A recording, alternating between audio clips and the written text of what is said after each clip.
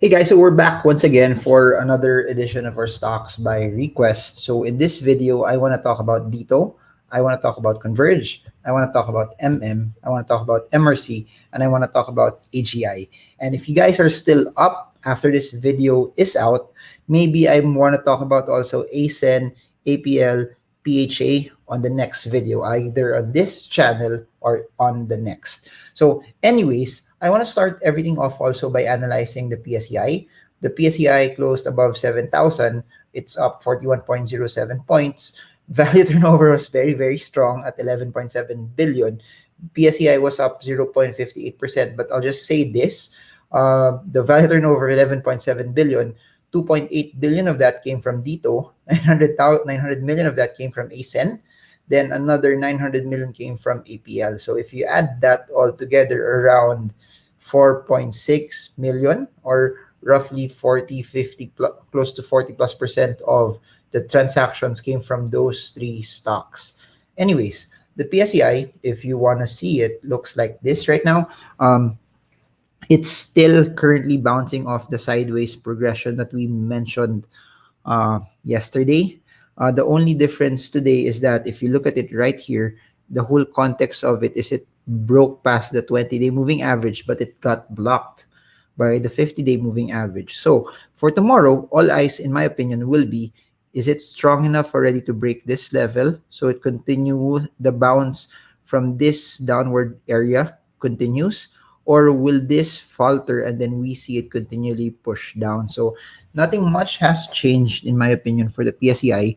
The current progression is it's still sideways. The current progression is it's still bouncing off the 100-day moving average, breaking past the 6,800 resistance, breaking past the 20-day moving average, and then is currently right now at the 50-day resistance level, 50-day moving average resistance. But the main progression is it's sideways. Main resistance still, as of now, has not changed right here at the 7,350 mark, and main support right now is currently here at the 6,800 level, with the 100-day moving average working as its main support line. So let's continue first. Let's start with AGI. So for AGI, this is how it looks. It has broken out from a tight support and resistance progression. And as you can see right here, this is where I'll plot the support level right here. And if you'll plot a resistance here, we could plot and see our breakout from the 10.4 level. So the next possible resistance, at least for AGI, is at the 11 peso mark. If it clears that, then it gives room for AGI to somehow move to the 12 peso level, which if you look at it from this perspective, it has not gone to that level since September 2019. So if I'll zoom out for AGI, you'll see this right here, this very, very long and strong downtrend. So I'll try to plot this for all of you so you see it also in, oops, sorry. You'll see it in, sorry about that, di ko alam paano ba't nangyari yun. Anyways, I'll go out again, I'll zoom out. There. So this was from 2012, 2013 area, no, yung highest point na yan. Then, there. There. So I'll plot this for all of you guys. So this is the main downward progression. And if I'll zoom in also, all eyes, in my opinion, will be at the 11.96 or 12 peso mark also, because it has to break past this level for us to actually see it reverse massively from, if you look at this, for it to reverse massively from this long and strong downtrend that has blocked AGI from actually fully reversing. So key thing to watch out for, in my opinion, is it must break past successfully the 11.96, 12 peso resistance level. And if it moves past that, it could go as high from a support and resistance perspective to 16.9 pesos per share. So that's where we are for AGI. For MRC, this is how it looks like. MRC had a good, looking at the stats of MRC for the day, it had a good 8.33% move up. Value turnover is at 77 million. That's why it closed at 0.52 pesos per share. That being said, we're seeing MRC currently consolidate right now. This is its current progression. and this is its current movement from a support and resistance standpoint. So that's how it's currently looking right now. So current support for MRC is 0.46, current resistance is 0.6. Bounce from this possible area of progression will be a resistance at the zero point 0.6 level. If that does not hold, then it could possibly retrace to the 0.39 level. MACD as of now is showing a more bearish undertone right here. And as you can also see it, it's already currently oversold. So from a MACD perspective, MRC is oversold. RSI perspective, it's oversold. From a MACD perspective, it's still below the zero line cross. From a support and resistance perspective, and at least from a trend perspective, it's pretty much evident that for the short term, it's consolidating with a 0.46 level as a support area and a 0.605 area as a resistance. So that's where it's currently consolidating as of now. So the upward movement that you saw today was pretty much because it bounced from the support level at the 0.46 area. So 0.46 support, 0.0605 resistance, and that's its current consolidation range. So that's where we are for MRC. Now I want to talk about MM. MM today, no, looking at the stats, you can see MM closed at 6.95, down 1.56%. Value turnover of 191 million. And if you look at the charts, it's so clear also that right now, MM is still blocked by the 20-day moving average. It's still blocked also by the 7-day, 7 peso resistance level. And its current progression has not changed. After it broke this uptrend, it got closed down by a large candlestick and a large uptrend broke it. It's just currently consolidating with a resistance at 7 and a support at 6.33. So I'll repeat this. Please do note that current support level for MM is 6.3, current resistance is 7, and it's currently consolidating. For MM, nothing has changed from a MACD perspective.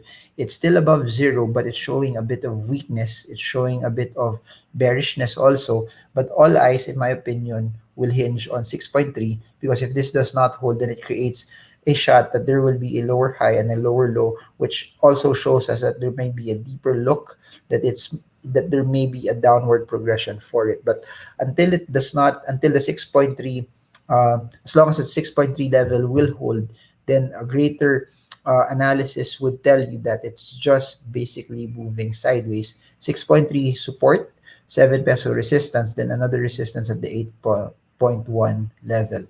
By the way, before I proceed with Converge and Dito, which has been highly requested by all of you, for those that are new to this channel, please do note that as much as I love sharing my opinions and giving information and data and sharing my strategies, never buy a stock just because I would discuss it here. Never, ever do that. Never buy, sell, hold, or avoid a stock just because it's talked about here in YouTube. It's your money. It's your responsibility. Please take the time to analyze it. Please take the time to learn more about it. Please take the time to research. Please take the time to create the proper due diligence. Do not buy just because you hear it off YouTube. Do not buy just because you hear it off a friend. Take the time to build the skills necessary because what will help you make money in the market is you taking the time to be able to create your buy and sell signals off of technical analysis. So if you guys are learning, comment I'm learning, comment algo if you just really want to support the channel. Let's look at Converge. Converge right now is still on the 4th day of its breakout. We mentioned this a couple of days back when we saw it break past the 17 peso level. Yesterday, 4 trading days back, Converge broke out of the 16.99 last 17 peso resistance. Then February 5, it held its ground. Then February 8, it pushed higher. Then today, we saw it hit a high of 18.72, move as close as it can to 19, but retrace lower, only to see it close at the 18.7, to a high of 19.32, only to see it close at 18.72 pesos per share. But that being said, the current range and breakout for Converge is still holding. RSI is not showing us a sell signal yet. MACD is not showing us a cross down yet. MACD is not showing us a zero line cross. Candlestick is still green and bullish. the 20 and the 50-day moving average are still bullish, and the 16.99/17 peso support level is currently holding. So for those who are positioned in the stock, please do note that it has not broke below the 17 level. Moving average has not crossed down, MACD has not crossed down, RSI has not crossed down. So the current parameters telling it to hold are still inherently there. Lastly, let's talk about Dito, and just a quick plug for those who want to learn more of how I analyze stocks using technical analysis. Everything that I'm talking about here, candlesticks, trend lines, support and resistance, moving averages, MACD, RSI, and then Bollinger Bands to volume-based trading, from ADO to ADX, parabolics or Fibonacci retracements. We're going to discuss in a stock market course that we're doing online this end of February. For those who want to learn more about that, the details are in the description below.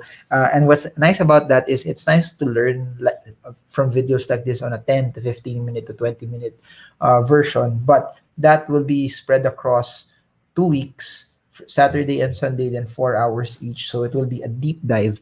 It will be practical concepts like this, and above and beyond that, we're going to talk about also academic lessons. So slides, PowerPoint, discussion, experiences, then practical charts as well. So that's what you can expect from all of that. But if you don't want to learn via a course or a seminar, we have a lot of videos via YouTube. Just check the description below. And for those who want to learn via books, we have books that are available via Shopee for those who want to learn about the rudiments of trading the markets. Lastly, Dito, as you can see right here, largest amount of value turnover, 2.8 billion pesos in value turnover. The stock though was down. It hit, no, looking at it from an intraday level, super taas no movement niya. It went as high as 17.3 pesos per share for the day, only to see it close lower at the 15.8 level. The difference between this and Converge is this one is a red candle, but the breakout point from 14 is still holding. So I'll just run through the parameters. RSI, no cross down yet. MACD, no cross down. MACD still above zero. 20, 50, 100, 200-day moving averages are still bullish. The trend line is still intact, and then the breakout point at 14 is still intact as well. So as of now, based on the parameters that I've shown you also, there's still currently no sell signal. The only sell signal that we have right now, or at least a bearish parameter, is the large red candle causing it to close it at the 15.88 level. But watch out for the 20-day moving average, the cross down there if you want to sell quicker. For those who want to sell quicker, also watch out for the RSI cross down. For those who want to do quick trades, watch the MACD cross down as well. For those who want to do quick trades, also watch out if the 14 peso level is holding. And that's what technical analysis really is. It's basically if the parameters are telling you to hold, even though malaki na yung gain nyo, even though tempting na magbenta, but it's not yet telling you to sell.